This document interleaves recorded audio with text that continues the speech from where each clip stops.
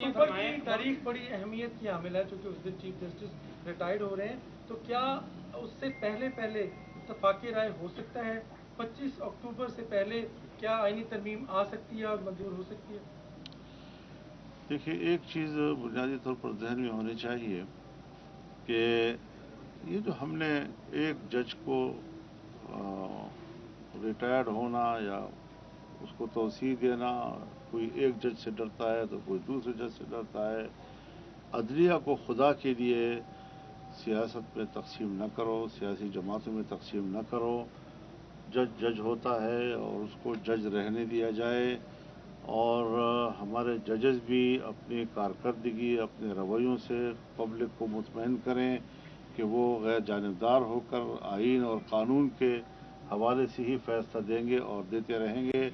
लिहाजा 25 अक्टूबर और 25 अक्टूबर की बातें रिटायरमेंट की तो है, तो ठीक है, रिटायर हो जाएंगे, लेकिन ये है कि निज़ाम तो चलना चाहिए और निज़ाम में तवाज़ुन पैदा करना है। हमने भी अदलिया का एतमाद बहाल करना है और अदलिया ने भी कौम का एतमाद बहाल करना है। आपने आज कहा कि पहली मरतबा हुकूमत ने कुछ कापियाँ तकसीम की। क्या वो हुकूमत की तरफ से वो एक कम्प्लीट मुसद्दा था जैसे पाकिस्तान पीपल्स पार्टी ने पेश किया, एक, और दूसरा JUI का जो मौक़िफ़ है ख़ास तौर पे वो आईनी बेंच का है या आईनी अदालत का है? इस वक्त लेटेस्ट सिचुएशन क्या है? अभी मैं इस बारे में कोई तबसरा नहीं कर सकता, लेकिन खुदा के लिए आईनी अदालत हो या आईनी बेंच हो, ये दोनों एक दूसरे के मुतबादल हो सकते हैं, और इसमें अगर हमारा तनाज़ा ख़त्म हो सकता है तो ये इतना बड़ा इशू नहीं है।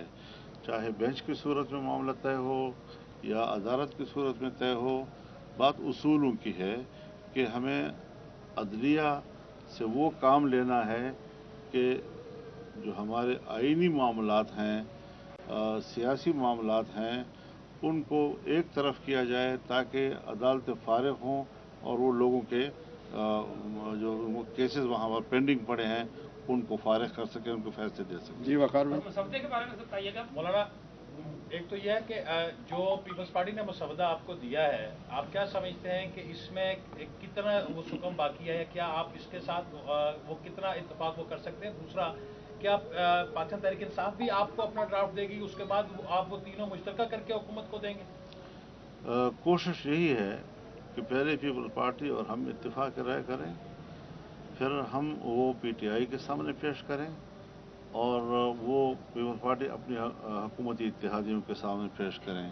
तरतीब तकरीबन यही तय हुई है और इसी पे हम काम आगे बढ़ा। कितना टाइम लगेगा मौलाना इस पे अंदाजा?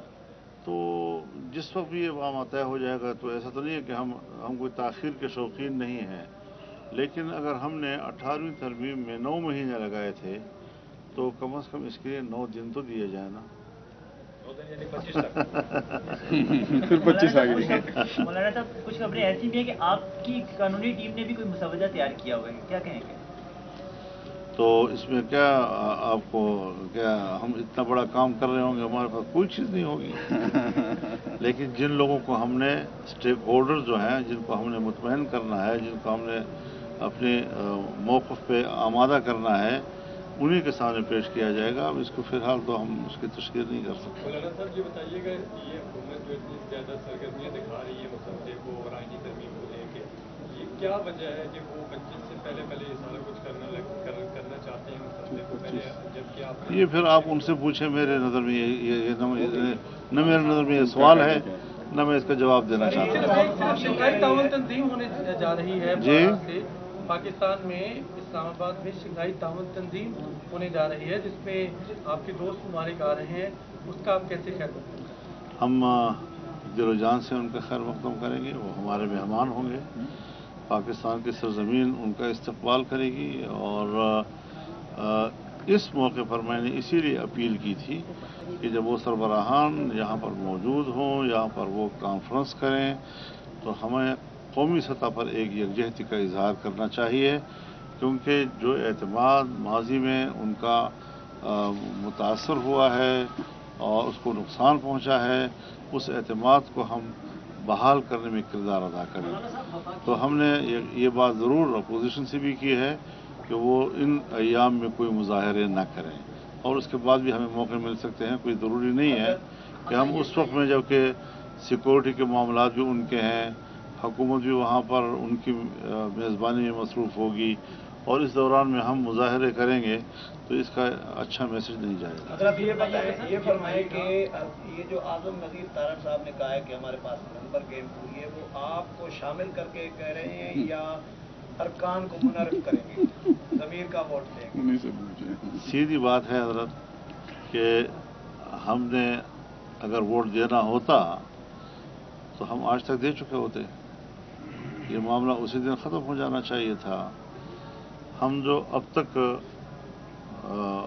रुके हुए हैं और किसी किस्म का हम उनको वोट देने पे आमादा नहीं हो रहे हैं, उसकी वजह यह है कि हमें जो हुकूमत का तसव्वुर है तरमीम का वो काबिल कबूल नहीं है। सो हम अपनी तजावीज़ ला रहे हैं, उस पर उनको एतमाद में ले रहे हैं, उनको आमादा कर रहे हैं। जब हमारी तजावीज़ पर आमादगी हो जाएगी तो उसके बाद फिर हम इस काबिल होंगे कि हम वोट भी दे सकें।